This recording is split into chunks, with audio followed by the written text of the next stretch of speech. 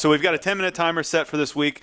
Last week we did a little 5-minute intro on kind of 3 categories that we're going to now spend a week talking about. And priority number 1 is look better naked, or just it's aesthetics. It's like what do the majority of people always, or at least that's what I think, come to the gym for. Like the first thought when you go to sign up for a gym is, hey, I wanna look better. Like, there is a little vanity involved, and there's nothing wrong with that. No, nothing wrong with that at all. Like one of the big things with looking better to an extent, which we'll talk about later, comes healthy biomarkers. So it's twofold. So you're going to look better, but you'll feel better. You'll feel better. You'll have more energy. You'll be a nicer person. Yeah, that's true. Nicer person. You'll probably be happier about yourself. You wake up happier. All that fun stuff. Right. So thinking about different ways on how to do that. Like when that first thing comes to mind for you, what do you think you have to do?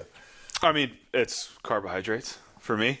That's like, this goes along with in the gym, I don't think we have to beat that horse too much. It's like you just show up consistently. So when I'm trying to make progress, I just try to be consistent, and I really try to stay uninjured. Yeah. So from a gym perspective, taking a step back and say during the open, you're really trying to go for it and just kind of let it all rip. When I'm trying to train specifically for aesthetics, I want to make sure I'm always taking steps forward. Yeah. And I'm really trying not to get too sore, and I'm trying to just be consistent day to day. So that, from my standpoint, that's what I have to do in the gym. It's just super consistent and not push anything too far, so that I don't have to take any steps backward. Yeah, I think the biggest thing with that is consistency. Like you can't, at least. You can't show up into the gym, 2 times a week, 3 times a week, and then the rest of the time you're sitting at a desk job the entire time, and you're active. It takes work. So a lot of people may see someone online or Instagram or something like that, or social media, and they're just like, they make it, oh well, they're eating all this and they're still looking like that. They're putting in a lot more work than what people expect. Right. And there's a lot more. You can't document on Instagram how much work they're actually putting in. No, not at all. So, dependent upon your goals, on how lean you want to get, is going to really dictate the amount of work that you're going to, have to put out. Right. Right. And that same work also can be applied outside of the gym. Right. Which is where a majority it is. Right. And that's why I start my first thought that I have is, well, to me, it's carbohydrates. And looking good, and let's just go and set the definition here. Looking good is, we're talking about leaner body mass, so less fat on you. So for me, I know my bugaboos are carbs. I just need to reduce them and pick certain days to eliminate them. Yeah, and I think that's a direct correlation to the type of workout exercise you're doing and your body style in that day. Right. So I know and this is why each thing is individualized for somebody. So It's always good to get yourself a coach of some sort who can be like, okay, this is not just a general diet for you. No. You need to file something actually for you. I like how every time we use this wall, they're pretending there's a whiteboard here. Look at it, even though there's nothing there. So I know for me, I need to my goals when I'm trying to go aesthetics is I'm going to work out really, really hard, right? I'm going to do a lot of weight and I'm going to do a lot of volume on top of that, and I'm going to consume carbs around my workouts. Yep. So before and after, I'm going to consume quite a bit of carbohydrates, and then after that, I then get rid of. You're putting out a lot of work, though. You're putting out a lot of work, and you're trying to replenish. The whole goal with the carbohydrates after the workout is to replenish muscle glycogen. Right. But if you're not depleting it, if you're not depleting it, then you're not using it. So that's kind of my MO. Is I go just as hard so that I'm not going to be sore the next day. Yeah. So then I don't have to eat afterwards, and I don't typically. Yeah. So that's where it's Jeremy's point is you got to do what's right for you. What's that? Earn them carbs. Yeah, you got to earn the carbs. Yeah, if you want some carbs, you best be I'm talking laying on the ground, sweating your face off in a puddle of just drenched sweat. Your muscles are shaking. Think post-open workout where you're oh my goodness, this is so hard. You've just earned yourself some carbohydrates. Right. Yesterday I finished the workout and I was like, oh, okay. Yeah. Okay, move on. Yep. And I didn't eat afterwards. I didn't earn it. I didn't go for it. So I think that's a real important kind of differentiator is earn earn your carbohydrates. Yeah. If your muscles feel like they are depleted, and you know exactly what I'm talking about, if you've ever felt that feeling like, oh, I got a little shaky. Or like if you go to take a step down the stairs and your legs kind of give out. You need some carbohydrates. Yeah, you need a little juice in the system. And that's okay, right? Yeah. Now, those carbohydrates that we're talking about, I think a lot of people can go overboard with them and say, all right, well, time to just load up on go pasta. nuts, right. And no, there's a lot of other different type of carbohydrate.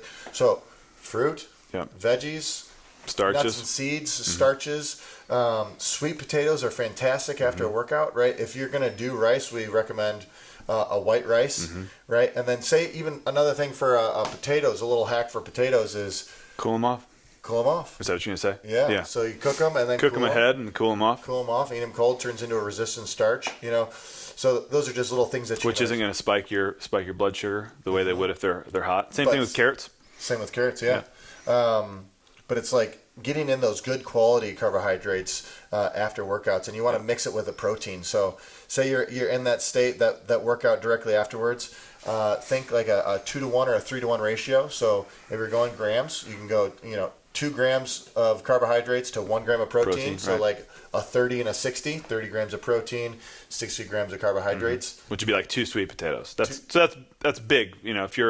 If you're half Jeremy's size, cut that in half. Yeah. So these are just your examples. Don't take them as like you should do this. But the 2-to-1 ratio would be good for anybody, right? After a workout that's been you deserved it. And I err on the side, and you can counter this. This is just my opinion. I err on the side of less, and would rather be more sore than to overload on the carbs and build body fat. So say I do a workout and I'm not sure, I might have a little bit of carbs, and then I'll know that I'm a little depleted the next day. I know I didn't eat enough. Yeah. And so I've had people who are, somebody who's been eating really clean, intermittent fasting, and they're always sore. And this just happened a couple weeks ago. And I'm like, are you eating enough? Like, you're not eating enough. Like, your body's not getting replenished if you're sore day after day. He comes back 2 days later. He's like, you're right. I wasn't eating enough. Yeah. So you can, if you're always sore, like there's something wrong. Either you've got an inflammatory marker that's way off, or you're not getting enough protein, or you're not getting enough carbs to replenish the muscle glycogen that's being depleted. So, absolutely. Or you're going too hard day after day. Yeah. But I err on the side of I'd rather eat less. Well, most of us always eat in excess. Oh yeah, absolutely. But especially if you're in it for aesthetics. Yes, especially if you're in for aesthetics. Now, there's something to be said. What are we at? 7:46. We're good. We're going couple minutes on time. So when it comes to eating, like you said, not eating enough or eating too much. Like some of us err on the side of eating too much. Now. I drew a pyramid for our little Saturday special thing where, quality of food first. We're always going to harp that. We quality of food, whole foods, paleo, diet type style. Just real food, doesn't have labels. Exactly. Then after that comes quantity, right? You got to monitor. No matter how much good food you're eating, if you're eating too much pineapple and you're eating too much nuts and you're eating too much almond butter, it's not going to work for you, right? You're not going to lose weight. So it's as simple as that. Now you can do it. So you have quality first, then quantity. Quantity, and then after that, there's like a macronutrient breakdown. So proteins, carbs, and fats. So you could be eating. So say you're eating Whole30, but you're eating bananas and almonds. Like, it's just not going to work out in your favor. Yeah. But I still think that comes after quantity. Yep. Right. Because if you don't got the quantity right, it really doesn't matter here. You Correct. could do, 5,000 grams of fat, and it's not going to be the same as 5,000 grams of carbs. It's still 5,000 grams. You know what I'm saying? So, you got to watch out for quantity, and then after that comes timing, and then after that comes the special. And timing's a big one. Is that's a quick question I'll throw at people is, do you have adequate space between meals? Are you eating 5 times a day? Are you eating too late at night? And those can play a huge role hormonally in how your body absorbs or does not certain nutrients. And I think for some of us we do better eating in the morning. Some of us we do better eating at night. Yeah. And then there's a wide range of in between. And some of us do better, running 20 hours between meals. Some of us do better with 16. Some of us do better with a 10-hour window. Yeah. And I'd say one of the key words I hear you saying a lot is some of us. Some of us. And that's because all of us are very different. So you have to be willing to experiment with all of these different things. Right. But you don't know unless you track something. Right. So basically, I'd say my big recommendation for someone after this on our imaginary whiteboard would be to.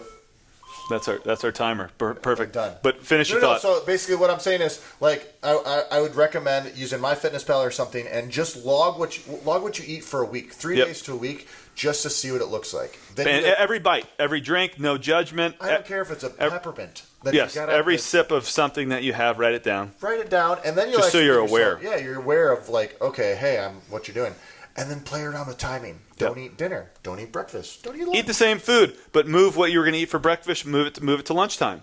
Yeah. You might forget about being hungry in the morning, and it might carry through to the day. So, bottom line, moral of the story: we wish there was an answer that we could say this works for everybody. Yes, but there's not. What does work for everybody is thinking about it and actually taking ownership. Yeah. And the only way you're going to get the results aesthetically, physically, whatever you want, is by actually taking a step back, looking at what you're doing right now. Yep. Some of it, and give yourself credit, a lot of it probably works. Mm-hmm. Just needs a little tweak. Maybe the breakfast that you're eating is great, but you should only eat it after you work out. Mm-hmm. Maybe the breakfast that you're having would be better served as lunch, and then you eat an early dinner. Yep. So maybe it'd be better to show up to the gym 4 days a week than twice. This is twice.